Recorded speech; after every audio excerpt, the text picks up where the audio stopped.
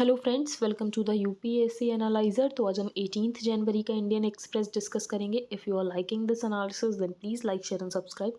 यहाँ पर first news है, पंजाब असेंबली पोल्स को डिफर कर दिया गया है फ्रॉम February 14 टू February 20। अब इसका रीज़न ये है, scheduled caste account for 32% of Punjab's population. So when there were representations to defer the polling to allow people to travel to Varanasi, तो यहाँ पर लोगों के पास समय हो कि वो वाराणसी तक जाएं और वहाँ से वापस भी आ जाएं for the Guru Ravidas Jayanti celebrations. और गुरु रविदास के बारे में हम एक्सप्लेन सेक्शन में डिस्कशन करेंगे। All parties back the call and the CM took the lead. अब यहाँ पर इलेक्शन कमीशन के पास क्या क्या पावर्स होती हैं वो हम यहाँ पर देखेंगे। Poll body is mandated under law to hold elections at any time within 6 months before the 5 year term of the Lok Sabha और लेजिस्लेटिव असेंबली एक्सपायर्स। तो यहाँ पर जब 5 साल का टर्म खत्म होने वाला हो, उससे 6 महीने के टाइम पीरियड में ही, उससे पहले के 6 महीने के टाइम पीरियड में ही यहाँ पर इलेक्शंस हो जाने चाहिए। जो section 153 of the representation of the people act, the poll panel can extend the time for completing an election. यहाँ पर जो पोल पैनल है वो टाइम को एक्सटेंड कर सकता है, लेकिन वो यहाँ पर 5 साल से ज़्यादा नहीं होना चाहिए। But such extension should not go beyond the date of the normal dissolution of the Lok Sabha और द असेंबली। तो यहाँ पर जब 5 साल का टाइम पीरियड खत्म होने वाला हो, उससे पहले इलेक्शन हो जाने चाहिए। इसके अलावा the house can't be extended accept in an emergency declared by the parliament. और यहाँ पर एमरजेंसी 2 ही कंडीशंस में मानी जाती है, पहला या तो वॉर हो, दूसरा या तो breakdown of law and order. तो ये मैंने आपको इंडियन एक्सप्रेस में एडिटोरियल आया था, मैंने आपको बताया भी था that the term of the house can't be extended accept in an emergency declared by the parliament. और एमरजेंसी यहाँ पर 2 ही सिचुएशंस में कंसिडर की जाती है, war and breakdown of law and order. आगे चलते हैं हम। Citing various reform measures taken by the government. तो यहाँ पर इंडियन गवर्नमेंट ने क्या क्या रिफॉर्म मेजर्स लिए हैं, जैसे कि यहाँ पर रेट्रोस्पेक्टिव टैक्सेशन को हटा दिया गया है, कंप्लाइंस रिक्वायरमेंट्स कम कर दी गई हैं ताकि यहाँ पर ईज ऑफ डूइंग बिजनेस बढ़े, कॉर्पोरेट टैक्स स्ट्रक्चर को सिंप्लीफाई कर दिया गया है। इसीलिए प्राइम मिनिस्टर नरेंद्र मोदी ने एक स्ट्रॉन्ग पिच की है कि इंडिया एक बहुत ही अच्छा इन्वेस्टमेंट डेस्टिनेशन है और ये बेस्ट टाइम है कि इंडिया में यहाँ पर इन्वेस्ट किया जाए। अब ये सारी बातें कही गई वर्ल्ड इकोनॉमिक फोरम के ऑनलाइन डेवोस एजेंडा 2022 की समिट में। तो यहाँ पर इन पर्सन तो हो नहीं पाई समिट क्योंकि पैंडमिक चल रहा है। तो यहाँ पर वर्ल्ड इकोनॉमिक फोरम, जो कि अपने बहुत ज़्यादा फेमस है डेवोस समिट के लिए, इंडिया के पास देखा जाए तो इस समय 3rd largest number of unicorns in the world, और इंडिया एक रिलायबल पार्टनर हो सकता है ग्लोबल सप्लाई चेन के लिए। तो इंडिया प्रमोट कर रहा है ईज ऑफ डूइंग बिजनेस को, गवर्नमेंट इंटरवेंशन यहाँ पर मिनिमाइज किया जा रहा है। अब ग्लोबल सिनारियो अगर देखें तो यहाँ पे जो मल्टीलेटरल ऑर्गेनाइजेशंस है उनमें रिफॉर्म की ज़रूरत है, क्योंकि जब मल्टीलेटरल ऑर्गेनाइजेशंस बने थे तब यहाँ पर सिचुएशंस कुछ और थी, लेकिन यहाँ पर टाइम के साथ सिचुएशंस इवॉल्व हुई हैं, तो उसके लिए यहाँ पर मल्टीलेटरल इंस्टीट्यूशंस को भी इवॉल्व होने की ज़रूरत है। तो इसके लिए यहाँ पर रिफॉर्म्स की बात की गई है। तो therefore it is the responsibility of every democratic country to emphasise reforms in these institutions so that they can be enable to meet the challenges of the present and the future. आगे चलते हैं। यहाँ पर पंडित बिरजू महाराज जी का देहांत हो गया है। ये कथक से एसोसिएटेड थे। बाकी इनका जो नाम था वो था ब्रिज मोहन नाथ मिश्रा। इनको पद्म विभूषण भी मिला है। तो he was also conferred the Padma Vibhushan and was the head of the Kathak केंद्र टिल हिज रिटायरमेंट इन 1998। आगे चलते हैं हम। यहाँ पर स्काई लैब की बात की गई है। अमेरिका का पहला स्पेस स्टेशन था स्काई लैब, जो कि यहाँ पर नासा ने लॉन्च किया था May 14, 1973। Meteorology, solar activities, materials processing को यहाँ पर ये सब कुछ स्टडी करने के लिए। ओरिजिनल प्लान ये था कि ये स्पेस में और ज़्यादा 8 से 10 साल तक रहेगा, लेकिन 1970 में बहुत ज़्यादा कोरोनल मास इजेक्शंस हुए, जिसकी वजह से एटमॉस्फेयर बहुत वार्म होने लगा। तो the original plan was for the station to remain in space for another 8 to 10 years. To NASA's surprise, Skylab began deorbiting faster than it had anticipated. The chief reason इसका यही था कि atmosphere बहुत ज़्यादा warm हो गया। बस बाकी स्काई लैब के बारे में इंपॉर्टेंट नहीं है। यहाँ पर किसी पॉलिटिशियन ने बात की थी स्काई लैब की, इसीलिए ये न्यूज़ में, वरना ये बिल्कुल इंपॉर्टेंट नहीं है। आगे हम चलते हैं। Centre cites COVID-19 risk tells SC can't let plea to allow Parsi last rites. अब यहाँ पर पारसी लास्ट राइट्स परफॉर्म कैसे करते हैं, पहले हम वो देखते हैं। इनका जो लास्ट राइट परफॉर्म सेरेमनी होती है उसको बोलते हैं डोक मिनाशनी, और last rights in dogmas of its members. अब यहाँ पर क्या होता है, ये बॉडी को ऐसे ही छोड़ देते हैं और बॉडी अपने आप ही डीके होती है और वल्चर्स उसके ऊपर फीड करते हैं। अब कोविड में स्टैंडर्ड ऑपरेटिंग प्रोसीजर ये है कि बॉडी को पूरी तरीके से कवर करके यहाँ पर डिस्पोज कर सकते हैं। तो ऐसे में जो इनका ट्रेडिशनल तरीका है लास्ट राइट्स परफॉर्म करने का, वैसे नहीं हो पा रहा है। जैसे बॉडी को आप ऐसे ओपन में नहीं छोड़ सकते हो और वल्चर्स उसके ऊपर फीड नहीं कर सकते हैं। तो इसके लिए यहाँ पर एक एफिडेविट फाइल की गई थी, लेकिन यहाँ पर सेंटर ने क्लियर कर दिया। तो centre has told supreme court that it will not be permissible to alter the standard operating procedure for disposal of bodies of कोविड-19 victims to allow the Parsi way of disposing that dead, क्योंकि scientific evidence के according जो virus है वो dead body के ऊपर भी survive कर सकता है। तो ऐसे में जो वल्चर्स है उसमें भी जा सकता है वायरस। तो basic element of these guidelines is that the dead body will be fully covered and not expose, so that people who are handling the dead body उनमें कहीं ऐसे सीक्रेशंस ना पहुंच जाएं। नेक्स्ट हम डिस्कस करेंगे the mode they remain same. तो यहाँ पर यही बताया गया है, जो सेक्शन 375 ऑफ आईपीसी हैं उसमें अमेंडमेंट किया गया था।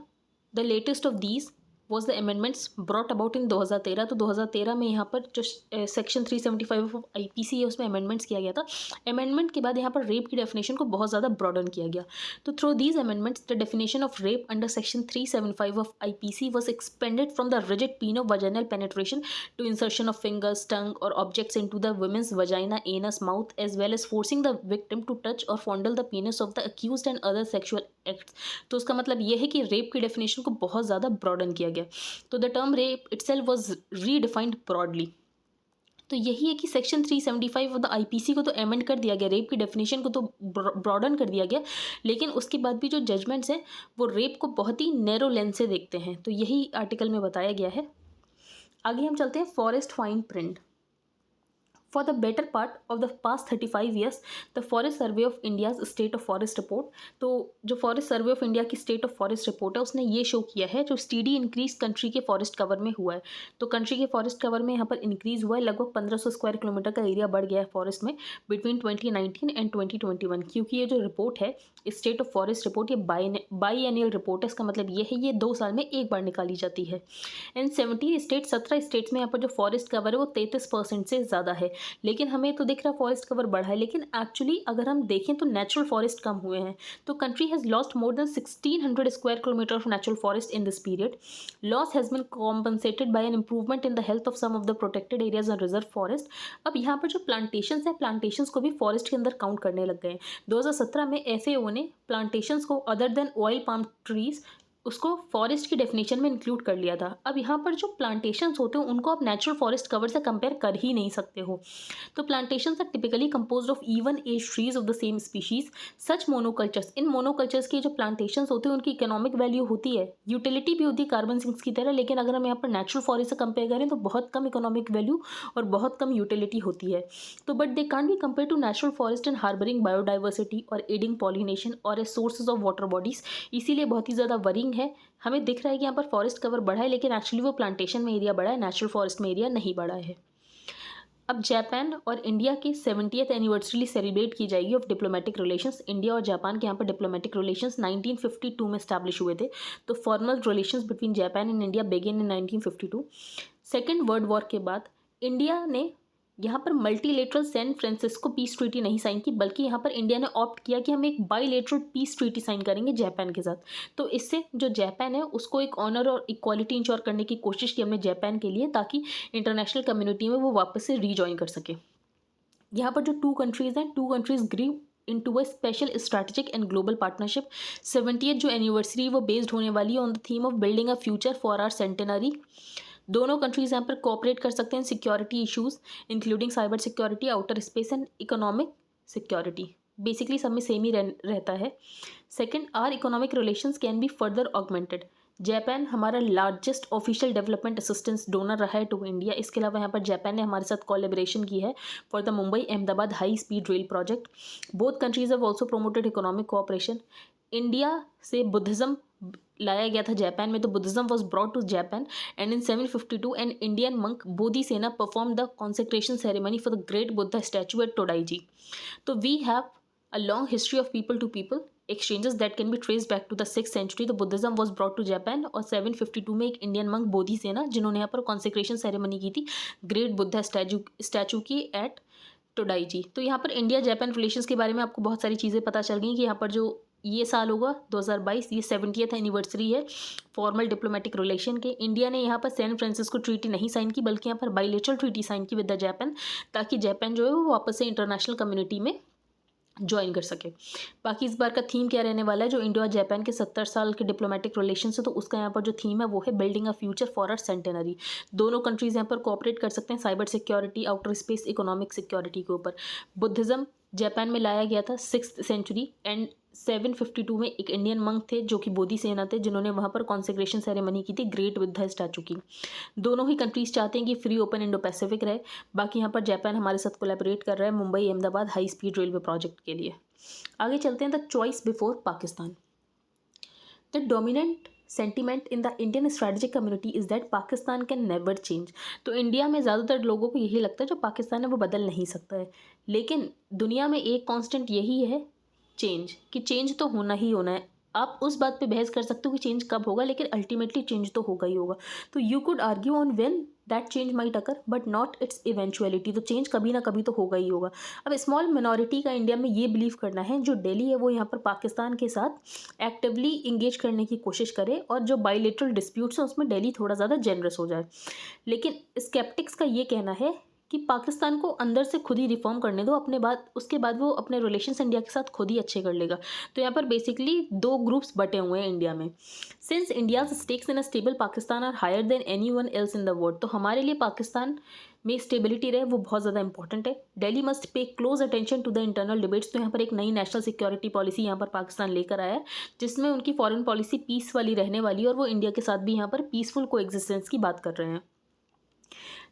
अभी जो पाकिस्तान की सिचुएशन है वैसी सिचुएशन हमारे पास 1990s में थी विद इन अ डिकेड। लेकिन 1990s में जब हमारी ऐसी सिचुएशन थी तो हमने क्या किया, उस समय इंडिया बिल्कुल डिफरेंट ट्रेजेक्ट्री पे हो गया। उसके 10 साल के बाद हम देखें तो इंडिया एक रिफॉर्म्ड इकॉनमी हो चुका था, हाई ग्रोथ पाथ पे चल रहा था, इंडिया एक इमर्जिंग इकॉनमी बन चुका था। आज देखें तो इंडिया 3rd लार्जेस्ट इकॉनमी बनने वाला है और मिलिट्री पावर भी इंडिया की ऐसी है टू रेकन विद। और ऐसा इकोनॉमिक ट्रांसफॉर्मेशन सिर्फ इंडिया के नहीं हुआ है, बांग्लादेश का भी ऐसा ही इकोनॉमिक ट्रांसफॉर्मेशन हुआ है। तो India is not the only country in the subcontinent that transformed itself. The economic transformation of Bangladesh has been equally impressive. Bangladesh ने भी अपने इकोनॉमिक डेवलपमेंट के ऊपर फोकस किया, टेररिज्म को सपोर्ट करना पूरी तरीके से बंद कर दिया, नेबर्स के साथ अपनी टाइज अच्छी करने की कोशिश की। लेकिन पाकिस्तान ने ऐसे में बिल्कुल डिफरेंट रास्ता चुना। जब कोल्ड वॉर यहाँ पर एंड हुआ उसके बाद पाकिस्तान को भी अपने इकोनॉमिक डेवलपमेंट के ऊपर फोकस करना चाहिए, लेकिन यहाँ पर पाकिस्तान ने ऐसा नहीं किया। Pakistan was ready to apply the model of cross border terrorism. उसके बाद पाकिस्तान क्या करने लग गया, पाकिस्तान यहाँ पर कश्मीर में क्रॉस बॉर्डर टेररिज्म करने लग गया। अफगानिस्तान को उसने प्रोटेक्टोरेट स्टेट बना लिया। सपोर्टिंग जिहादी ग्रुप्स वो seen as a low cost strategy. यहाँ पर जो पाकिस्तान है वो जिहादी ग्रुप्स को सपोर्ट करने लग गया, तो पाकिस्तान ये सब करने लगे। आज हम देखें तो बांग्लादेश की जीडीपी पाकिस्तान से बहुत ज़्यादा है, तो as a result its economy in 2021 is well behind that of Bangladesh. और इंडिया की इकॉनमी तो पाकिस्तान से कंपेयर किया जाए तो 10 गुना ज़्यादा है। तो ऐसे में पाकिस्तान ने कभी अपने इकोनॉमिक रिफॉर्म्स के ऊपर फोकस ही नहीं किया। Barring the United Kingdom, Pakistan equities in the west have steadily diminished. Pakistan support for violent religious extremism. इसके अलावा यहाँ जो पाकिस्तान है वो रिलीजियस एक्सट्रीमिज्म को बहुत ज़्यादा सपोर्ट करता है, लेकिन ये जो रिलीजियस एक्सट्रीमिस्ट ग्रुप हैं ये बेसिकली स्टेट के अगेंस्ट ही हो चुके हैं। अब Pakistan had a chance to change course in 2001। तो जब यहाँ पर यूएस ने वॉर ऑन टेरर शुरू किया तो पाकिस्तान के पास तब ऑप्शन था कि पाकिस्तान अपना रास्ता बदल ले, लेकिन पाकिस्तान ने ऐसा नहीं किया। पाकिस्तान ने तालिबान को लगातार प्रोटेक्ट किया, तो but it focused instead on protecting the Taliban and its anti India assets. Delhi which was prepare to make concessions on Kashmir. अब 1990s 2000s में इंडिया और Pakistan more over on the same page थे। यहाँ पर जो दिल्ली है वो कुछ कंसेशंस करने को तैयार था, लेकिन अब जो इंडिया है वो इकोनॉमिक रिफॉर्म्स में इतना ज़्यादा आगे चला गया, हमारी इकॉनमी इतनी ज़्यादा अच्छी हो गई है पाकिस्तान के कंपैरिजन में, कि दिल्ली की एटीट्यूड अब इस्लामाबाद की तरफ इनसोशियंस का है या तो एग्रेशन का है। कि यहाँ पर जैसे ही पाकिस्तान बात करता है या फिर टेररिज्म को एक्सपोर्ट करने की कोशिश करता है तो हम डायरेक्टली अकोमोडेट करने की कोशिश नहीं करते हैं। जैसे पहले यूएसए ये कहता था कि आप पाकिस्तान को अकोमोडेट कर सकते हो on the issue of Kashmir, लेकिन अब हमने वो अकोमोडेशन वाली टेंडेंसी पूरी तरीके से खत्म कर दी है।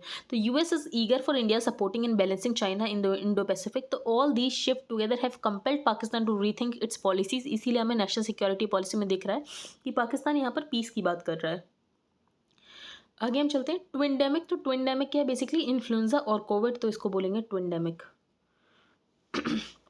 जो नेचुरल ग्रोथ रेट है चाइना की पॉपुलेशन का वो बहुत ही ज़्यादा कम है। 2021 के लिए सिर्फ 0.034% है, लोएस्ट सिंस 1960। अब US economy has never worked fairly for black American और rarely for any American of colour. ये यूएस ट्रेजरी सेक्रेटरी का स्टेटमेंट है कि यूएस इकॉनमी ने कभी भी फेयरली नहीं काम किया, ना ही ब्लैक अमेरिकन के लिए या फिर किसी भी अमेरिकन ऑफ कलर के लिए। आगे चलते हैं। रविदासियास कौन होते हैं? तो Ravidassias are a Dalit community of whom the bulk, लगभग 12 लाख जो है वो यहाँ पे दुआबा रीजन में रहते हैं। Dera Sachkhand Ballan, their largest dera with 20 lakh followers world wide was founded in the early 20th century. तो यहाँ पे जो देरा सचखंड बल्ला है इसको फाउंड किया था बाबा संत पीपल दास ने। पहले तो ये क्लोजली कनेक्टेड थे सिखिज्म के साथ, लेकिन बाद में इन्होंने अपनी सारी टाइज तोड़ दी और उन्होंने एक रविदासिया रिलीजन को अपनाया and announce they would follow the Ravidassia religion. अब गुरु रविदास कौन थे? वो एक मिस्टिक पोइट सेंट थे भक्ति मूवमेंट के from the 15th and 16th century, और उन्होंने यहाँ पर रविदासिया रिलीजन को फाउंड किया है। तो Guru Ravidas was a mystic poet saint of the Bhakti movement from the 15th and 16th century and founded the Ravidassia religion. अब how the centre chooses the tableau for the Republic Day parade. West Bengal का यहाँ पर Tableau को reject कर दिया गया। तो West Bengal chief minister Mamata Banerjee wrote to prime minister Narendra Modi on Sunday saying she was profoundly shocked that West Bengal's tableau for the Republic Day parade was rejected without assigning any reasons।